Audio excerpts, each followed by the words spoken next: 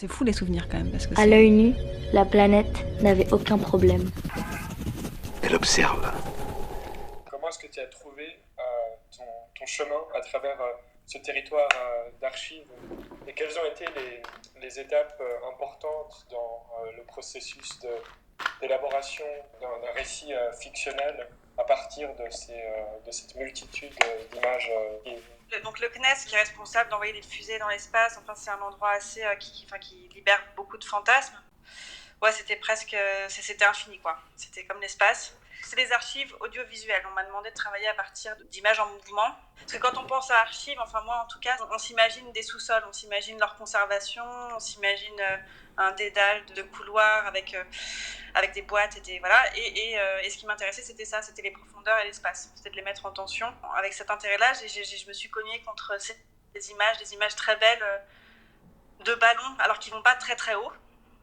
Mais justement, qui partent du sol, qui ont une sorte de poids, qui en même temps ont ce poids-là qui les leste, et en même temps l'hélium qui les emmène dans les hauteurs. Et c'était une sorte de métaphore, enfin le ballon pour moi résumait bien cette contradiction-là quoi, entre l'archive et l'espace. Visuellement, ça m'intéressait beaucoup ces images de lâcher de ballon. D'abord, c'était visuel et un petit peu théorique. Mettez vos montres à l'heure. Il est 9h15.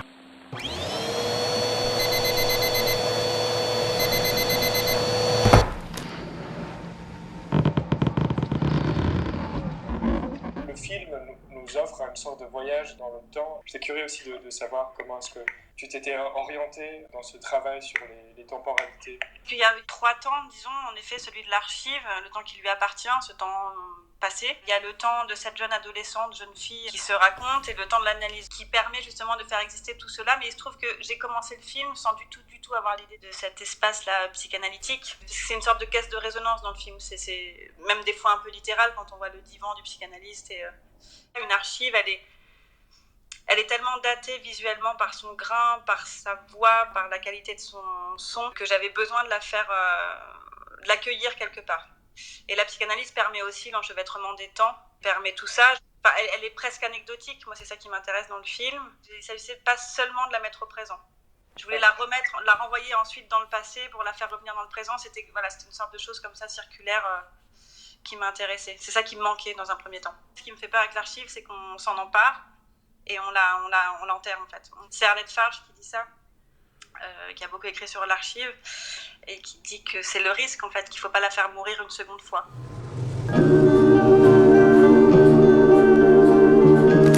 Il était malade, mais rien de grave. Oui, enfin, à l'époque, j'ai dit ça, mais... Il fermait les yeux, sans perdre connaissance, comme pour garder sa conscience à lui. Ces images d'ouvrières qui s'affairent et je trouve aussi que ce travail sur la visualité, ça donne un souffle très puissant qui anime ces images d'archives. Souvent, on arrive à comprendre après coup ce qu'on a fait. Il y avait dans les archives, et je crois qu'il y en a quelques-unes dans le film, de ballons qui ne sont pas encore remplis d'hélium. Et cette histoire de souffle, c'était très littéralement ce qui se passe quand on essaie de réanimer une archive, quoi. Enfin, on la gonfle. La gonfler, c'est la mettre aussi en 3 dimensions, pouvoir en faire le tour.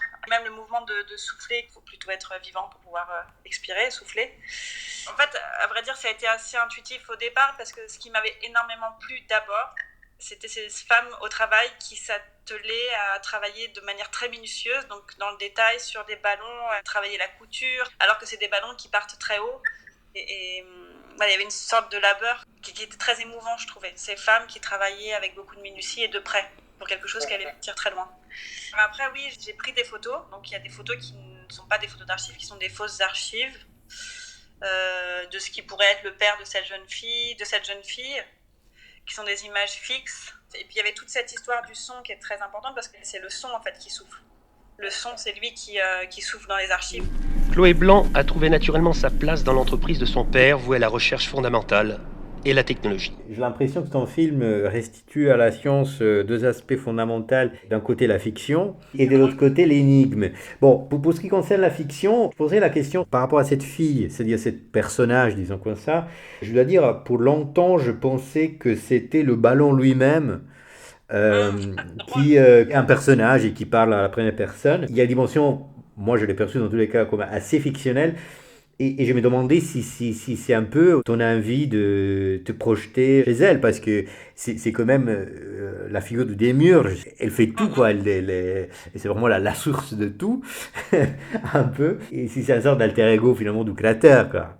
Mais non, mais déjà, parce que c'est très drôle, j'avais pas du tout pensé qu'on puisse croire que la voix était celle du ballon, et ça me plaît beaucoup. Et ouais, il y a toujours un jeu entre fiction et ce qui pourrait appartenir à une histoire vraie.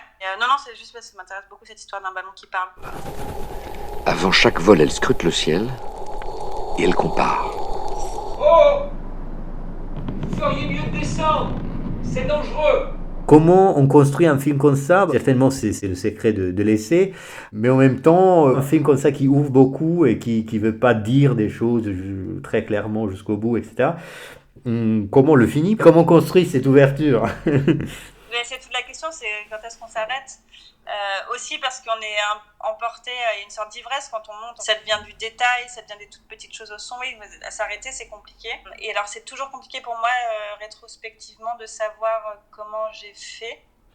J'oublie. Le montage, c'est déjà tellement de l'ordre de la décision qu'à des moments, on est content de laisser les choses, de pas décider, quoi. Et ça m'intéresse beaucoup plus de faire travailler l'imaginaire comme ça. C'est des ballons qui s'envolent, alors autant laisser les choses en suspens aussi, un peu dans les airs, quoi.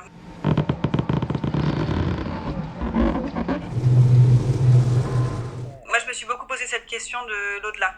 Qu'est-ce que c'est l'au-delà? Parce que là, le ballon, en l'occurrence, les ballons, alors, pas du tout l'espace, on sait très bien, ça culmine, on sait très bien à quelle hauteur ça va.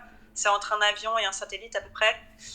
Mais se représenter l'au-delà, c'est quelque chose, et de faire de la fiction, parce que l'au-delà, on peut y mettre ce qu'on veut. L'au-delà, c'est tout le domaine des croyances, par exemple.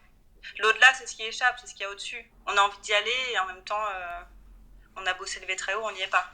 Donc autant redescendre et proposer un au-delà fictionnel à ras du sol, quoi. Alors, je sais plus comment j'en suis arrivée là.